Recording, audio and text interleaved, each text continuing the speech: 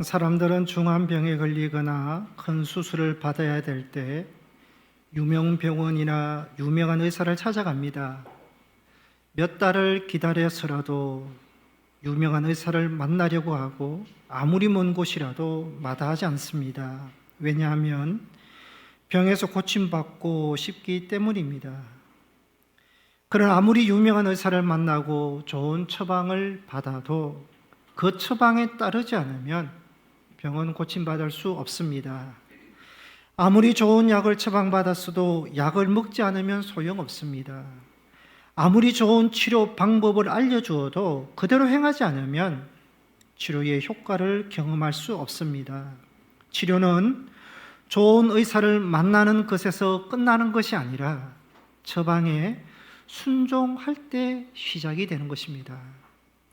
오늘 본문의 나아만도 마찬가지였습니다. 나아만은 아람 왕의 군대 장관이었지만 나병 환자였습니다. 나아만은 자신의 병을 고치기 위해서 적국인 이스라엘에까지 찾아왔고 엘리사를 찾아왔지만 그의 병을 고친 것은 엘리사가 아니라 하나님이셨고 하나님 말씀이셨습니다. 그리고 그 말씀에 순종했을 때 나병에서 깨끗해지는 기적을 경험했습니다.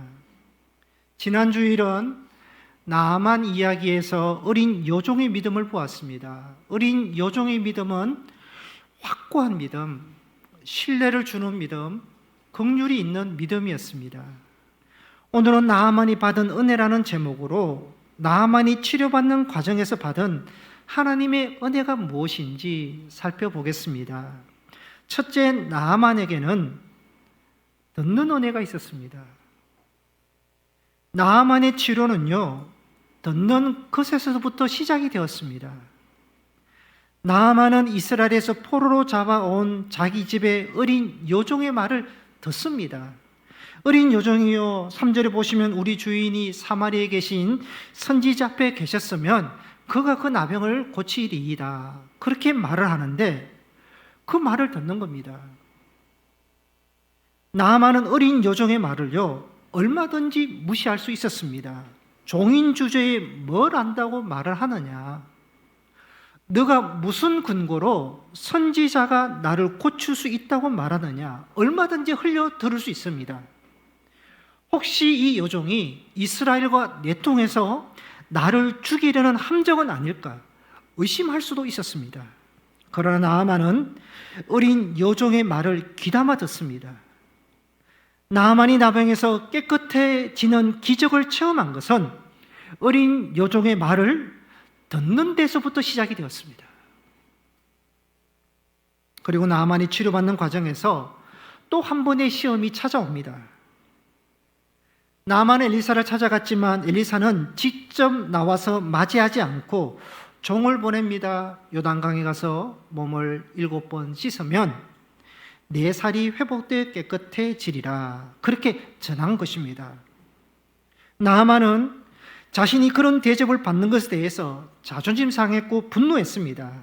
그래서 우리나라 아람의 강들이 요단강의 강보다 훨씬 깨끗하다면서 그곳에서 내가 치료받겠다고 그렇게 돌아가려고 합니다. 그때 자기와 함께 했던 종들이 권면합니다. 13절에 보시면 이보다 더 큰 일을 제안하더라도 행하지 않았겠습니까?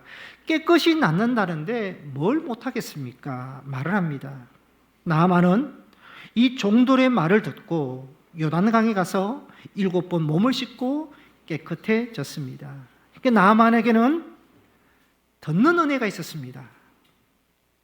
나아만은 잡혀온 어린 여종의 말을 들었고요, 자신과 함께 했던 종들의 권면을 듣습니다. 그러니까 듣는 은혜로 치료를 받은 것입니다. 성경에는 나아만처럼 말씀을 듣고 은혜를 경험하는 사람들이 많이 나옵니다. 하나님께서 요나 선지자에게요, 아시리아의 니느웨로 가서 말씀을 전하라고 명령을 합니다. 그런데 요나는 니느웨로 가기 싫어서 다시스로 도망가다가 풍랑을 만나서 큰 물고기 속에서 3일 동안 고난을 겪습니다. 어쩔 수 없이 결국 니느웨로 와서 그곳 사람들에게 말합니다. 40일이 지나면 니느웨가 무너지리라. 요나는요, 니느웨 사람이 너무 싫었습니다. 혹시 자기가 전하는 이 회개의 말씀을 듣고 돌아올까 봐요. 마지못해 전했고 대충 전했습니다. 그런데 놀라운 일이 일어나는 겁니다. 기쁜 소식도 아닙니다. 심판의 메시지였는데 니느웨 사람들이 듣고 회개를 하는 것입니다. 왕에서부터 모든 백성들이 금식하고 회개했습니다. 이방 민족이었지만 그들에게는 듣는 은혜가 있었습니다. 마가복음 5장에 혈류증 걸린 여인 이야기가 나옵니다. 12년 동안 많은 괴로움을 받습니다. 많은 의사를 찾아다녔고 재산도 다 흡입했지만 병은 더 심해졌습니다. 그런데 어느 날 예수님께서 치료의 능력이 있다는 그 소문을 듣습니다. 마가복음 5장 27절에 보시면 예수의 소문을 듣고 무리 가운데 끼어 뒤로 와서 그의 옷에 손을 대니, 예수의 소문을 듣고, 여인은 예수님께서 직접 들은 것도 아닙니다. 병 고치는 장면을 직접 본 것도 아닙니다. 그저 예수님이 병자를 고친다는 소문을 들었을 뿐입니다. 그런데 그 소문이 여인에게 믿음이 되었습니다. 예수님이 지나가신다는 소리를 듣고 무리들 중에 섞여서 내가 그의 옷에만 손을 대어도 구원을 받으리라. 그 믿음대로 예수님의 옷에 손을 대었고 병에서 고침을 받았습니다. 그 여인에게는 듣는 은혜가 있었습니다. 듣는 은혜로 치료를 받았습니다. 여러분, 믿음은 잘 듣는 데에서 시작이 됩니다. 우리는 불신의 시대, 불신의 세상, 강팍한 세상에 살고 있습니다. 사실이 왜곡이 되고요, 거짓이 진짜인 것처럼 전해지는 시대에 우리가 살고 있습니다. 사람들은요, 직접 보고 직접 듣고 해도요, 불신 시대다 보니까 듣고 싶은 말만 듣고요, 믿고 싶은 것만 믿으려고 합니다. 심지어 가정에서, 교회에서도 그렇습니다. 가정에서 수십 년 함께 생활합니다. 그렇게 좋은 관계를 맺었음에도 불구하고 신뢰하지 못할 때가 있습니다. 신뢰하지 못하는 여러 가지 이유가 있겠지만 그 중에 하나는요, 듣지 않기 때문입니다. 신뢰가 없기 때문에 듣지 않는 것입니다. 이 말은요, 신뢰와 믿음은 듣는 데서부터 시작이 된다는 것입니다. 여러분, 믿음도 상호작용이 일어날 때 믿게 되는 것입니다. 상대방도 믿음과 신뢰를 주어야 되지만 나 역시 믿음을 주어야 되는 것입니다. 내가 상대방을 믿지 못한다면요, 나 역시 상대방에게 믿음을 주지 못한다는 것도 생각하셔야 됩니다. 상호작용이기 때문입니다.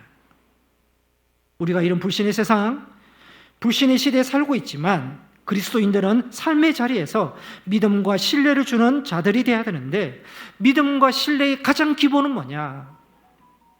잘 듣는 것입니다. 오늘 우리가 이렇게 예배를 드리고 있습니다. 여러분, 예배자의 가장 기본된 자세가 뭐겠습니까? 들음입니다. 들음. 듣는 것입니다. 하나님의 말씀을 잘 듣고, 찬양대가 부르는 찬양을 잘 듣고, 기도하는 장로님의 기도를 잘 듣고, 잘 들을 때 은혜가 임합니다. 여러분, 참석은 했는데 듣지 않는 예배, 듣지 않는 말씀은요, 깨달음도 없습니다. 순종도 없습니다. 변화도 없습니다. 듣지 않으면 그 시간엔 아무런 의미가 없는 것입니다. 바울은 로마서 10장 17절에 말씀합니다. 믿음은 들음에서 나고 들음은 그리스도의 말씀으로 말미암았느니라. 하나님의 말씀을 잘 들을 때요, 믿음이 난다, 믿음이 자란다는 것입니다. 말씀을 잘 들을 때 그 말씀이 내 말씀이 되고요, 그 말씀을 내가 품을 수 있고 그 말씀을 붙들고 기도할 수 있고요, 말씀을 잘 들을 때 그 말씀이 내 안에 능력이 되고 생명이 되고 나를 변화시키고 삶의 변화로, 삶의 열매로 나타나게 되는 것입니다. 중요한 것은요, 단순히 귀로 듣는 것이 아닙니다. 열린 마음으로 들어야 되고요, 겸손하게 들어야 되고 신뢰하는 마음으로 들어야 되는 것입니다. 예전에 이 여집사님이 자기 큰형부가 예수를 믿게 된 이야기를 해주셨습니다. 큰언니는 어릴 때부터 믿음 생활했고 믿음이 좋았지만 큰 형부는 불신자였습니다. 어느 주일에 그 형부가 우연히 언니가 다니는 교회에 가서 예배를 한 번 드리게 되었습니다. 그런데 하필 그날 목사님의 설교가 교회 건축 헌금에 대한 설교였습니다. 목사님은 교회 건축에 대한 당위성과 성도들의 헌신과 건축 헌금에 대해서 말씀하시면서 헌신하고 충성하는 자에게 복이 있다고 그렇게 설교를 하셨습니다. 언니 마음이 어떻게 했겠습니까? 불안하고 걱정이 되고 오늘 남편이 교회 잘못 왔다. 처음 교회에 나왔는데 저 헌금 설교를 들으면 교회에 대해서 마음이 더 다치면 어떨까? 반감이 더 크면 어떨까? 설교 시간 내내 걱정을 했습니다. 그런데요, 예배 후에 형부가 언니에게 말합니다. 당신 교회 목사님 진짜다. 이렇게 말하는 겁니다. 설교가 거짓이라면 어떻게 저렇게 많은 교인들 앞에서 저런 말을 하실 수 있겠는가? 진짜니까 저렇게 확신 있는 말게 말하는 것이다. 오히려요, 감동을 받았다는 것입니다. 형부는요, 오히려 그 설교를 통해서 마음이 열렸고요, 그날부터 하나님을 믿기 시작해서 집사가 됩니다. 형부에게는 듣는 은혜가 있었습니다. 여러분, 하나님이 부르시는 방법은 너무 다릅니다. 다양합니다. 가장 부담이 되는 건축 설교, 헌금 설교를 통해서 부르실 줄 어떻게 알았겠습니까? 여러분, 우리는요, 미리 염려하고 판단할 이유가 없습니다. 저 사람은 절대 믿지 않을 거야. 저 사람은 말씀을 들어도 변화되지 않을 거야. 그렇게 생각할 필요도 없는 것입니다. 하나님께서 듣는 은혜를 주시고 성령께서 마음을 열게 해주시면 깨닫게 되고요, 달라지고 영접할 수 있다는 것입니다. 하나님 앞에 나오면 하나님께서 알아서 부르시고요, 깨닫게 하시고 듣는 은혜를 베풀어 주신다는 것입니다. 여러분, 우리가 잘 들어야 됩니다. 우리에게도 듣는 은혜가 있어야 됩니다. 좋은 말씀, 복된 말씀이든 아니면 회개의 말씀이든 하나님의 말씀을 들어야 됩니다. 들려야 합니다. 여러분, 듣는데 들으려고 하는데 들리지 않으면요, 예배 시간이나 설교 시간이 얼마나 힘들겠습니까?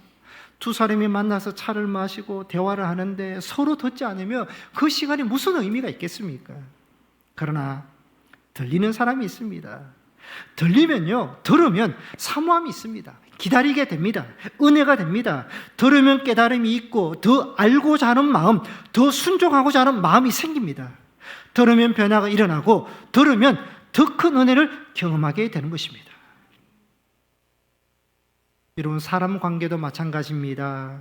좋은 부모는 자녀의 말을 잘 들어주는 부모입니다. 아이들이 이야기할 때 중간에 말을 끊고 내가 다 알아. 너가 뭐가 안다고 그렇게 말하냐고. 뭐가 어렵다고 그렇게 말하냐. 곧바로 판단하고 훈계하면요, 자녀의 마음이 다칩니다. 상처를 받습니다. 그렇게 자녀가 몇 번 경험하면요, 다시는 부모에게 말하지 않습니다. 자녀의 말을 끝까지 들어주고 마음을 헤아려 주는 부모가 좋은 부모입니다. 좋은 교사도 학생들의 말을 잘 들어주는 사람입니다. 좋은 성도도 다른 성도의 이야기를 잘 들어주는 사람입니다. 말을 자주 끊어버리는 사람, 자기 말만 시큰하고 다른 사람의 말을 귀담아 듣지 않는 사람은요, 사람을 세우고 공동체를 세우기 어렵습니다. 그러나 잘 듣는 사람은요, 사람을 살립니다. 좋은 관계를 맺습니다. 공동체를 세우고요, 자기도 살아나는 것입니다. 나아만은 어린 작은 요종의 말을 듣습니다. 자기와 함께했던 종들의 말을 듣습니다. 그리고 엘리사를 통해서 하나님의 말씀을 듣습니다. 그 결과 나병에서 깨끗해지는 기적을 경험했습니다. 성도 여러분, 하나님은 오늘도, 지금도, 이 시간에도 우리에게 말씀하십니다. 설교를 통해서, 예배를 통해서 말씀하시고 주변의 믿음의 사람을 통해서, 사건을 통해서, 내적인 음성으로, 기도를 통해서 말씀하십니다. 듣는 은혜가 있으시기를 바랍니다. 나아만처럼 듣는 은혜, 하나님의 말씀이 들리는 은혜가 있으시기를 소망합니다. 두 번째 나아만에게는 순종의 은혜가 있었습니다. 듣는 은혜가 있으면요, 잘 들으면 결국 순종으로 나아갑니다. 나아만이 나병에서 고침을 받은 이유는요, 단순히 들었기 때문이 아닙니다. 들은 것에 대해서 순종을 했기 때문입니다. 나아만은 어린 여종의 말을 듣고요, 곧바로 행동으로 옮깁니다. 자기 나라 아람 왕의 허락을 받고 많은 예물을 준비하여 적국인 이스라엘까지 찾아갑니다. 순종의 은혜입니다. 엘리사가 자기를 만나주지 않고 종을 통해서 요단강에 가서 몸을 7번 씻으라고 했을 때 분노했지만 자기와 함께 했던 종들의 말을 듣고 결국은 순종을 해서 깨끗해졌습니다. 나아만을 고친 것은요, 요단강의 물이 아닙니다. 요단강 물 자체에 특별한 능력이 있었던 것은 아닙니다. 나아만은 요단강에서 몸을 7번 담궜습니다.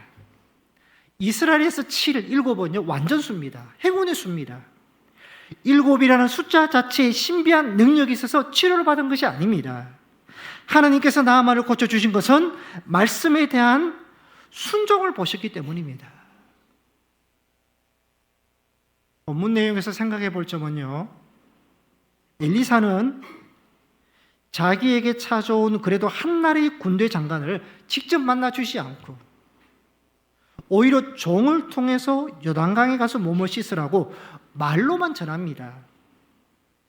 왜 이렇게 말로만 전했을까요? 병은 자기가 고치는 것이 아니기 때문입니다. 나아만이 엘리사를 보았기 때문에 순종하는 것이 아니라 보지 않더라도 말씀에 순종하는 믿음을 나아만에게 요구하고 있는 것입니다. 사람 보지 않고 사람 구분하지 않고 순종할 때가 참 순종이 되는 것입니다. 오직 말씀에 순종할 때 하나님이 고쳐주신다는 것을 깨닫기 위해서 엘리사가 이렇게 행동했던 것입니다.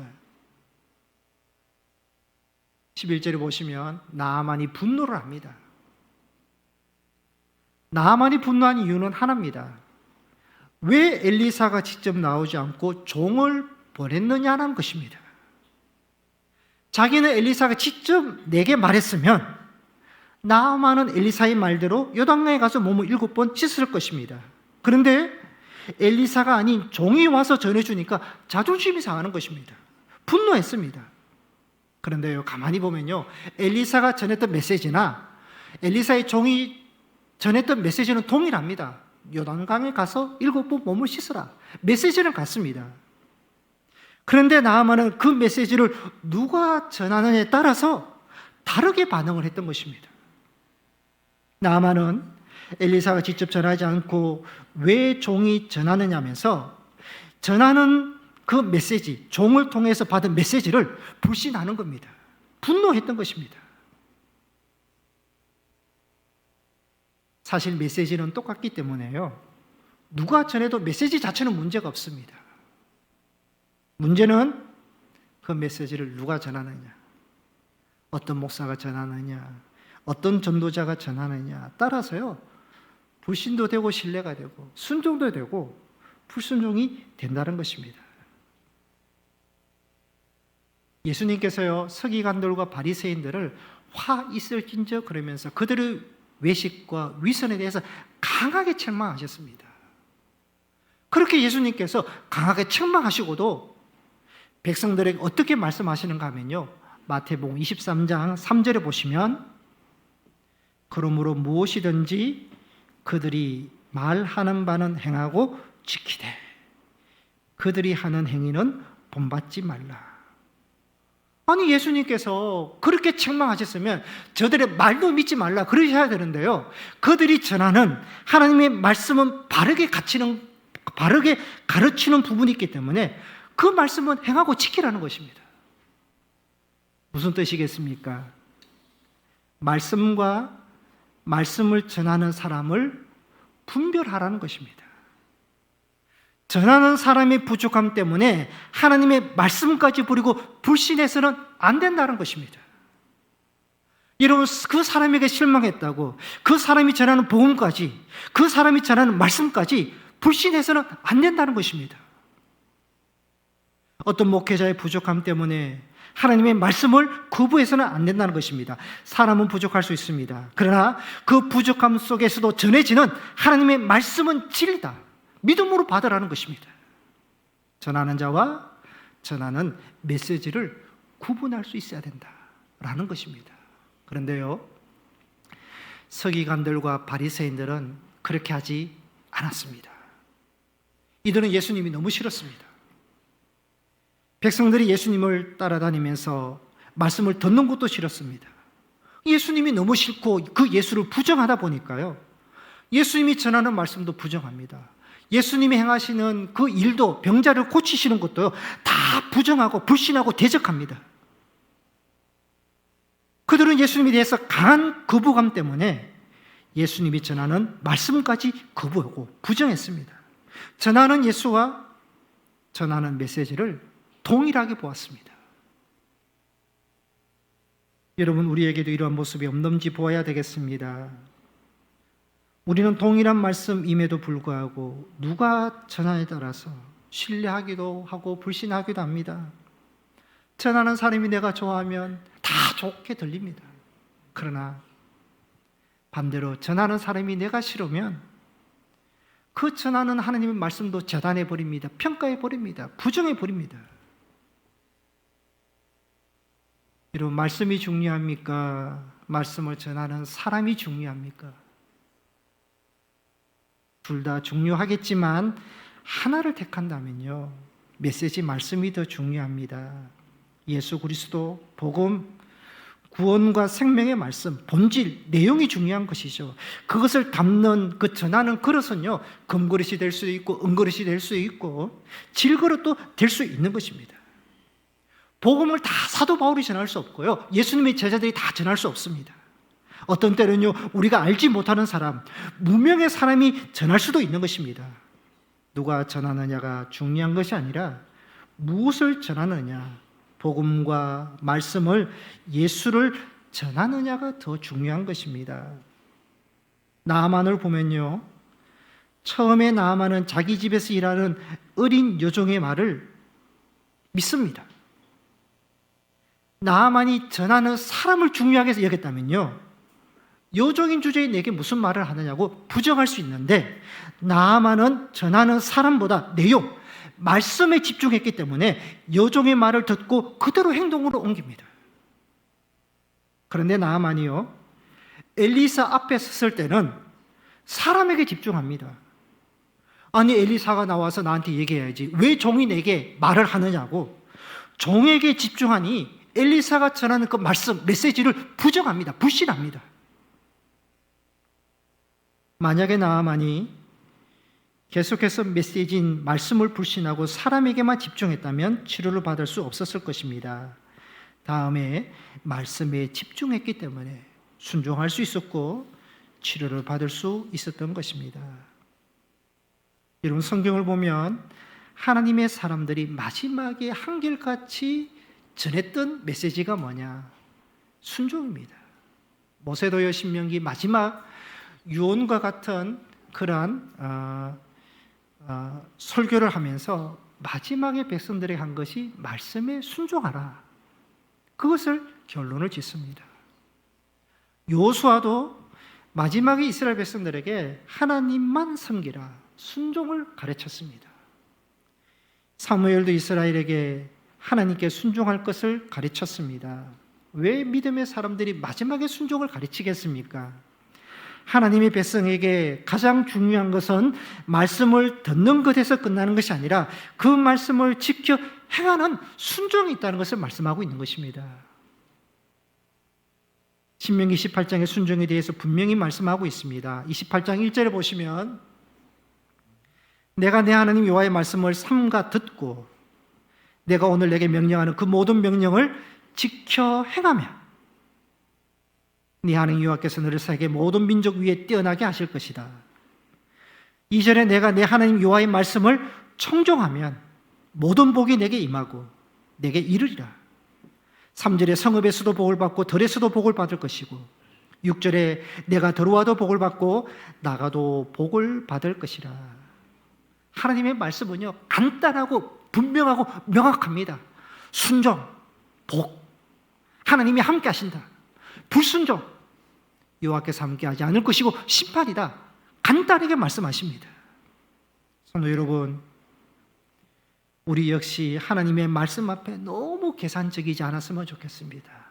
내게 이익이 될까 손해가 될까 따지지 않고 겸손하게 순종할 수 있는 믿음의 사람이 되어야 되겠습니다.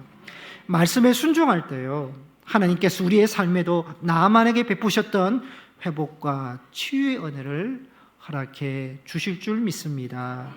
세 번째, 나아만에게는 병의 은혜가 있었습니다. 나아만의 나병은 실은 저주받은 병입니다. 사람에게 숨기고 싶은 병이었고 몸을 썩게 하는 병이었고 삶을 무너뜨리게 하는 절망의 병이었습니다. 그런데 하나님은 이 나아만의 병을 은혜의 통로로 사용하셨습니다. 결국 나아만은요, 나병이 있었기 때문에 포로로 잡혀온 여종의 말에 귀담아 들을 수 있었습니다. 나아만은 나병이 있었기 때문에 자기의 명예와 지위를 내려놓고 자기 생각과 교만을 내려놓고 순종할 수 있었고요, 고침받는 기적을 경험하게 되었고, 더 나아가 하나님을 알고 고백하는 신앙을 가지게 되었습니다.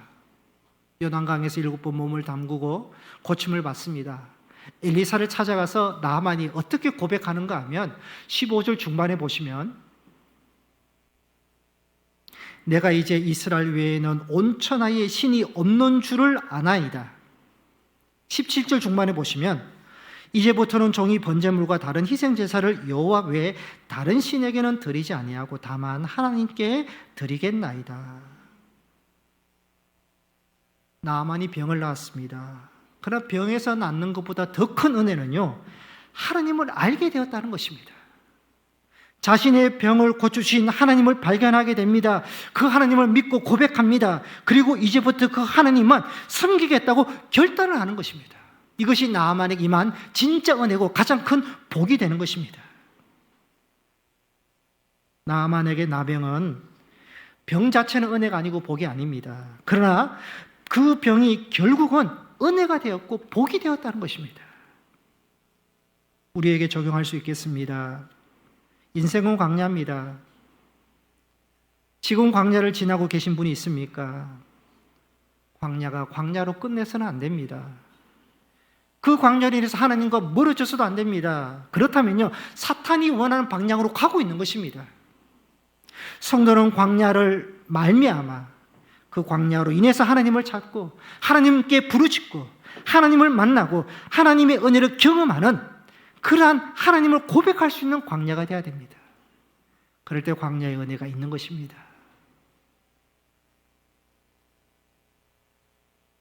전교회에 권사님 가정이 있었습니다.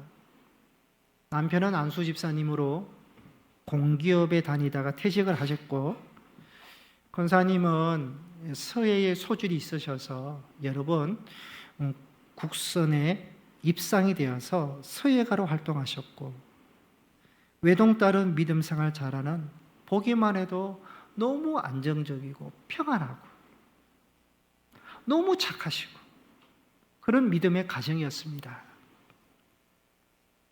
그런데 몇 년 후에 그 권사님 가정에 대해서 권사님을 통해서 들었는데요, 그렇게 평안하고 행복한 가정에도 큰 아픔이 있었습니다.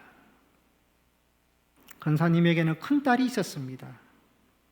아주 똑똑하고 착하고 공부도 굉장히 잘했고 엄마를 닮아서 재능이 많은 딸이 고등학교 때 갑자기 세상을 떠났습니다. 건강한 딸이었고 크게 기대했던 딸을 먼저 잃은 부모님의 상심, 큰 슬픔, 충격, 고통 말할 수 없었습니다. 그렇게 부모도 점점 무너져 갔습니다. 그때 전도를 받습니다. 정말 살고 싶은 마음으로 교회에 나와서 예수를 믿게 되었습니다. 하나님께서 권사님의 가정을 그 상처를 어루만져 주셨습니다.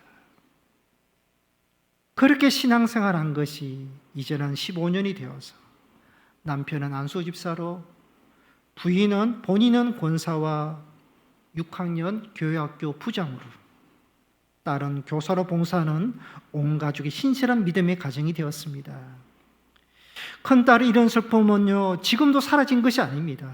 그러나 그 아픔과 슬픔을 통해서 하나님을 만났고 온 가족이 하나님을 섬기는 믿음의 가정이 되었습니다.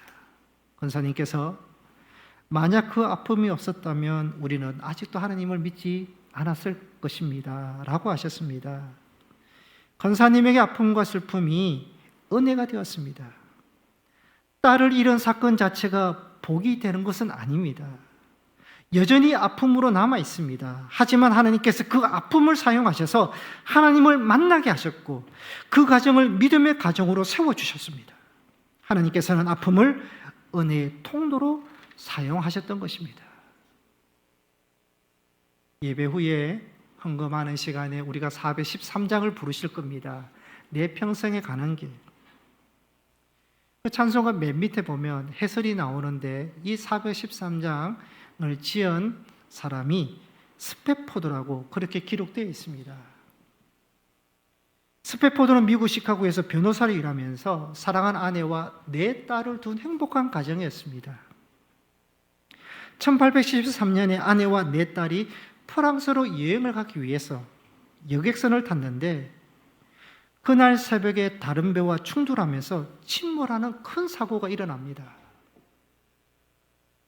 이 사고로 승객 266명이 목숨을 잃고 스패포드의 4딸이 다 죽고요. 부인은 극적으로 구조가 됩니다. 사고 소식을 듣고 스패포드는 급히 아내가 있는 쪽으로 향해 갑니다. 고통과 슬픔과 눈물로 밤새도록 부르짖고 기도합니다. 깊은 슬픔 가운데 하나님께서 놀라운 평안을 주셨습니다. 그때 지은 찬송이 내 평생 가는 길, 순탄하여 널 잔잔한 강 같든지 큰 풍파로 무섭고 어렵던지 나의 영혼은 늘 편하다. 내 영혼 편하네. 내 영혼 편하네. 큰 고통 속에서 하나님이 주시는 놀라운 위로와 평안을 경험했습니다. 스패포드는 극적으로 구조된 아내를 만납니다. 부인, 나는 내 사랑하는 딸들을 잃어버리지 않았어. 단지 얼마 동안 떨어져 있을 뿐이요. 그렇게 말을 했습니다. 그때 지은 찬송가가 우리가 좋아하는 이 찬송가라는 것입니다. 성도 여러분, 문제가 문제로 끝내서도 안 되고요. 광야가 광야로 끝나서도 안 됩니다. 그것을 통해서 보이지 않는 것을 볼 수 있어야 됩니다. 더 참된 것과 더 영원한 것과 하나님을 바라볼 수 있어야 됩니다. 광야를 통해서 더 귀한 하나님을 만나고 하나님의 은혜를 체험해야 됩니다. 그것이 광야가 주는 은혜입니다. 개인과 가정에 이것만 해결되면 좋겠다. 그런 게 이것만 해결되면 더 행복할 텐데. 그런 생각을 가지고 계실 것입니다. 여러분, 이것만 해결되면 그것 가지고 하나님께 나오셔야 됩니다. 하나님 바라보셔야 됩니다. 그것 가지고 계속 기도하셔야 됩니다. 우리의 광야가요, 그것을 통해서 하나님과 더 가까워지고 하나님의 도움을 받고 하나님의 은혜로 회복되고 하나님을 만나는 은혜를 깊이 체험하는 도구가 되어야 되는 것입니다. 그래서 우리의 광야는 시험이 아니라 복이고 은혜입니다. 고백할 수 있는 여러분이 되시기를 바랍니다. 여러분, 가장 큰 복이 무엇입니까? 하나님을 얻는 것입니다. 하나님을 경험하는 것입니다. 여러분의 삶의 자리에서 이러한 은혜가 있으시기를 바랍니다. 삶이 평안하면 평안한 대로, 행복하면 행복한 대로, 건강하면 건강한 대로 지금 인생의 광야를 지나신다면 그 삶의 자리에서 하나님을 찾고 하나님을 만나는, 살아계신 하나님을 경험하는 은혜가 있으시기를 바랍니다. 오늘 말씀을 통해서 나아만이 받은 3가지 은혜를 살펴보았습니다. 나아만에게는 듣는 은혜가 있었습니다. 나아만에게는 순종의 은혜가 있었습니다. 나아만에게는 병의 은혜가 있었습니다. 나만의 나병이 그를 하나님께로 이끌었고 마침내 살아계신 하나님을 믿고 고백하는 사람이 되었습니다. 결국 나만이 받은 가장 큰 은혜는 나병에서 나은 것이 아니라 하나님을 만난 것이었습니다. 성도 여러분, 우리도 인생의 광야를 지나고 있습니다. 광야에서 많은 일들을 만납니다. 그러나 그 모든 것이 결국 하나님을 더 가까이 만나는 은혜의 통로가 되시기를 바랍니다. 오늘도 하나님의 말씀을 잘 듣고 기쁨으로 순종하며 어떤 형편에서도 하나님을 더욱 깊이 만날 수 있는 성도님들이 되시기를 주님의 이름으로 축복합니다. 기도하시겠습니다.